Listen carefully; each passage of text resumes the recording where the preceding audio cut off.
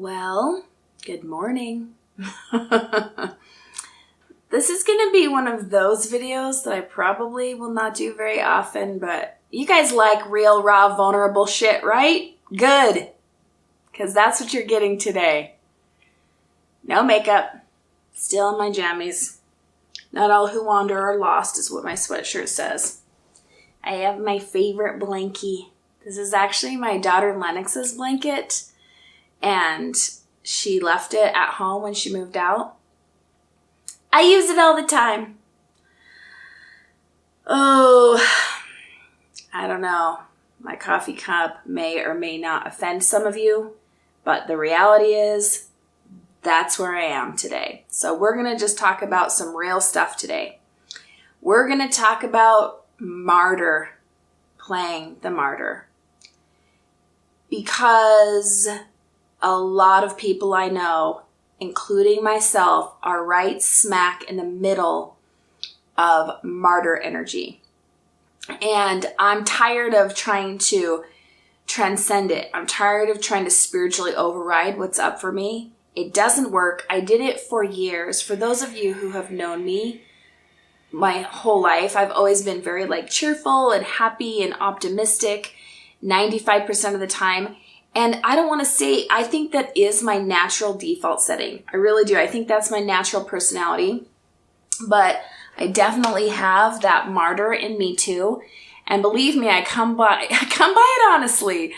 I come from a long line of martyrs on both sides of my family. And amazing people. Amazing people. A lot of them very conscientious. They're going to do everything they need to do. They're going to be reliable and on time and not ask for help.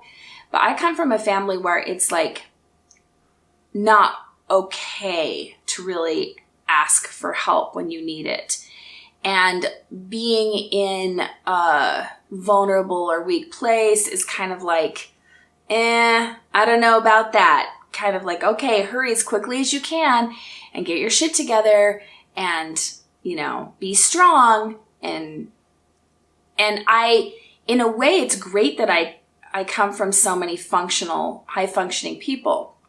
And another way, it's frustrating because I don't feel like there's a lot of room, and not just in my particular family, maybe in yours, but also in society and in maybe your religion or whatever culture you belong to. How much room is there for expression of when you're not feeling well, expression of when you're not in a great place? And does that have to mean that you're generally not okay? Because the truth is this, today I feel generally okay. I don't feel like I'm in the middle of a huge crisis or my whole life is falling apart or anything like that. But I am up against some stories, going back to our video on stories and meaning and all that. I'm up against some stories, and particularly some martyr stories. So that's what I want to do today. I just want to bring it all to the surface. I just want to be blunt and honest about it. The other thing you guys are getting today is this is my first cup of coffee. So I'm actually going to have to sit here and drink my coffee while we chat. So I'm just going to tell you the story that I'm up against, and it feels super true to me right now, and I will totally get past it because I look at a lot of my past martyr stories and I was able to see through them and make some changes in my life. Sometimes the martyr energy we feel is not just for us to get over.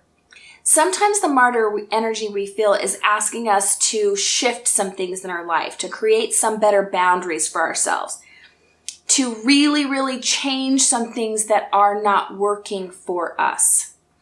So with this particular one, it may be a combination of things for me, but I definitely think there is part of it that is just seriously not working for me that needs to shift. So I'm just going to fully own that. And this is not for any of you watching in particular or anything like that. This is just what I've been experiencing for quite a while now. So my main martyr story is that I don't get a lot of opportunity to have conversations that are really reciprocal. Now, part of this is because what I have done for a living for years and years and years is these coaching sessions, right? And in that case, I completely understand the person is coming to me, they're paying me to have it be all about them. So that I completely totally get that. But I think because I've done so much of that, it's created somewhat of an imbalance. So one thing that I've experienced many, many times is being invited out to coffee or lunch by somebody who what they actually want, and I'm sure it's subconscious, but is like a free session, right? So they'll invite me, hey, we should go to coffee. And then we'll get to coffee. I've even got to the point where I've shown up for coffee and they've said, oh, did you bring your cards? Because I read oracle cards during my sessions sometimes. No, I did not bring my cards. I thought we were just having coffee. I didn't know I came here to work. Are you paying me? Or the whole conversation is, hey, can you check into this with your intuition? What should I do about this? Maybe this. How can I fix this? And that's very difficult for me because if it's reciprocal, right? So if I'm also able to express what I'm going through and they have something to offer there, I'm all about that. But that is not usually my experience. So I am sitting here with this martyr story of like, okay, when I try to communicate, when I'm out with somebody, I get interrupted all the time. I don't get to finish my thought. I'll try to say something and they'll quickly make it about them and go off on their story for 25 minutes.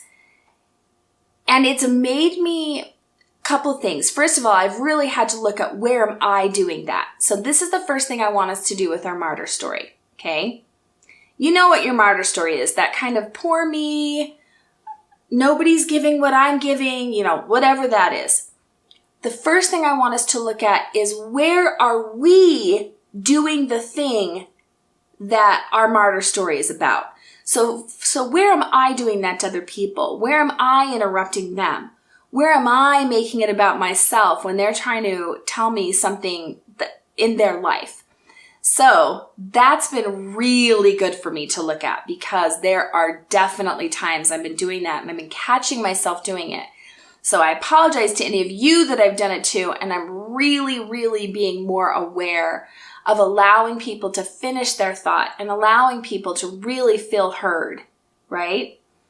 So, because I think a lot of times when we're trying to relate to somebody and we're saying, oh yeah, this is my experience with that, we're not acknowledging what they're trying to tell us. We're not hearing their experience because all we're thinking about is what am I going to say about my experience? So that's the first place I want us to look. The second place I've been looking is what kind of communications do I need, right? Like what do I need? Well, I need reciprocal conversation. So how do I set that up so that I'm getting what I need? Okay? So this is the question. How can I set this up so that I can get what I need? Well, that's up to me to communicate to people. Maybe even to the point of it being slightly uncomfortable sometimes when, they start interrupting me or talking over me. And maybe I could even say, hold on, I wasn't finished with what I was saying, right? That's something that I could do. Would that be awkward? Sure. But maybe that would be a way that I could get over this martyr story that I don't get to complete my thoughts. Now, first of all, I want to say this is not the case with everybody. I actually do have a partner who's wonderful at this, very reciprocal conversation, and also a best friend who's wonderful at this.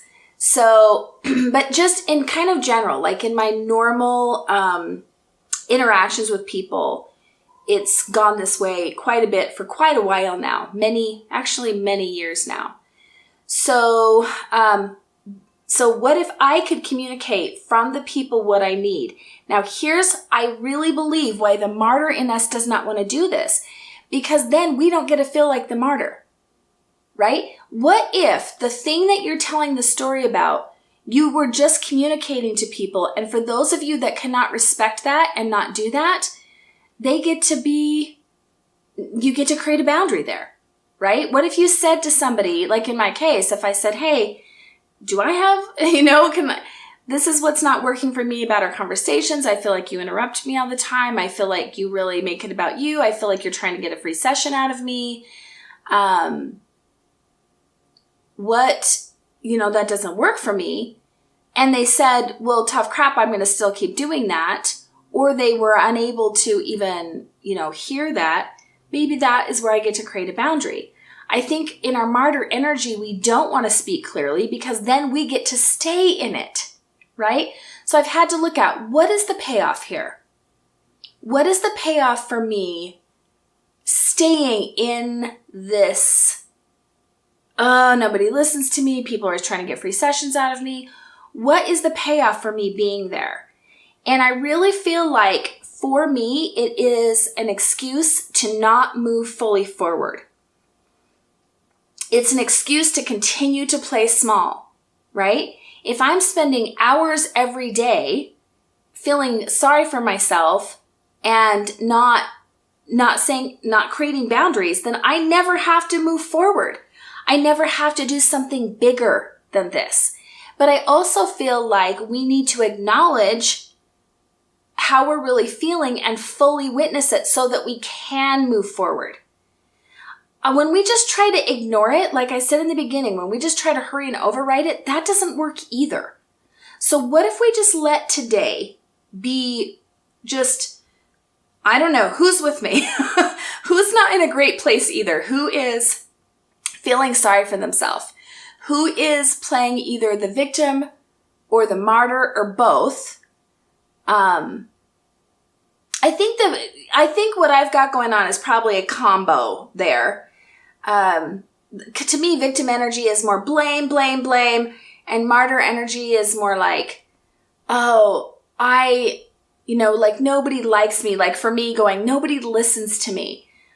People just want free sessions from me. People just want advice all the time.